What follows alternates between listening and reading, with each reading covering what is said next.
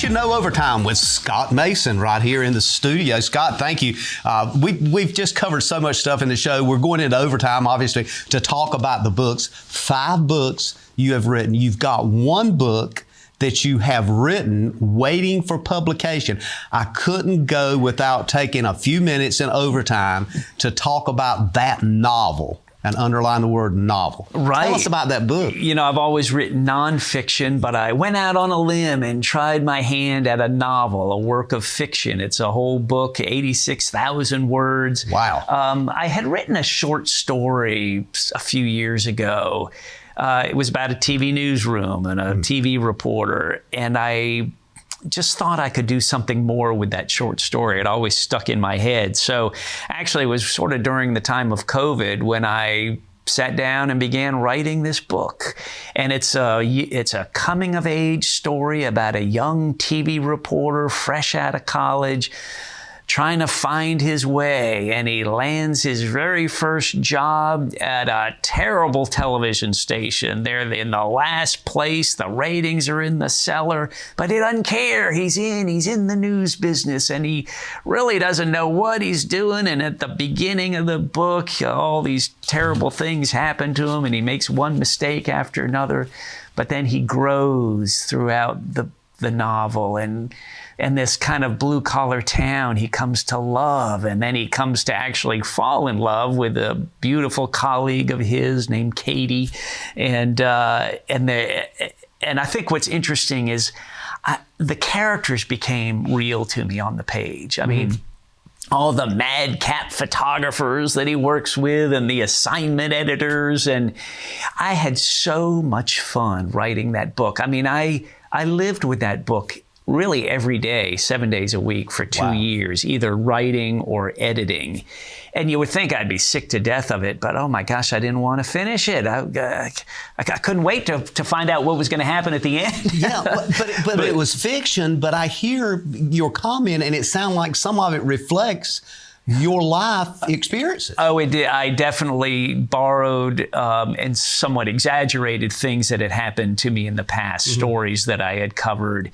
And I guess you could say the main character was to some extent me.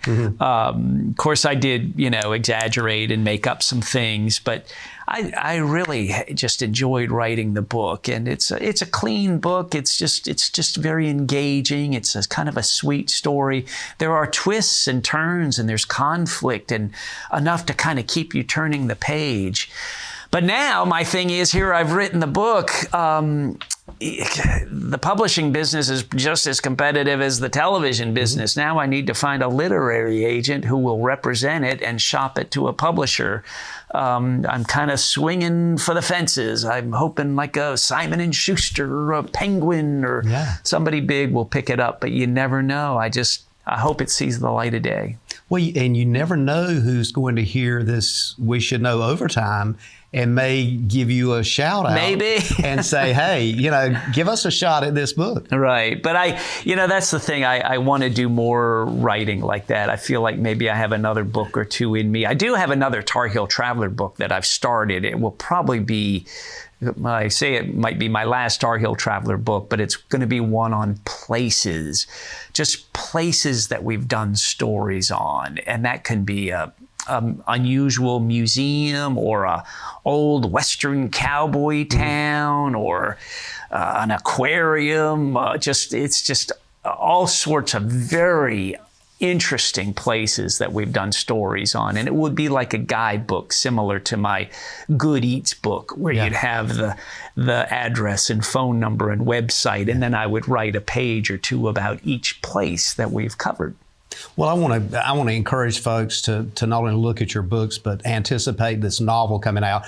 As I listen to your iteration of what this novel is, in the back of my mind, and I'm sure you've thought about this, I'm always thinking about a movie.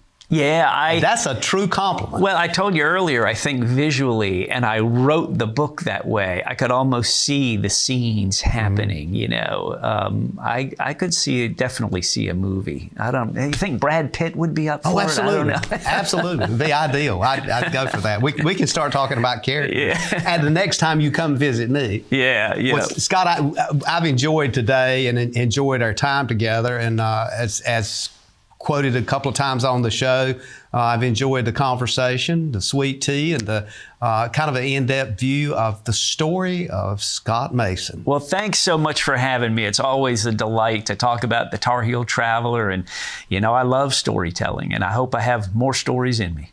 Absolutely. We'll stay in touch. And as always, you know, we look forward to having you back. So thank you, folks, for being with us for this overtime today. And we're closing out the show. And any additional information, please reach out to me or reach out to Scott. Thank you again.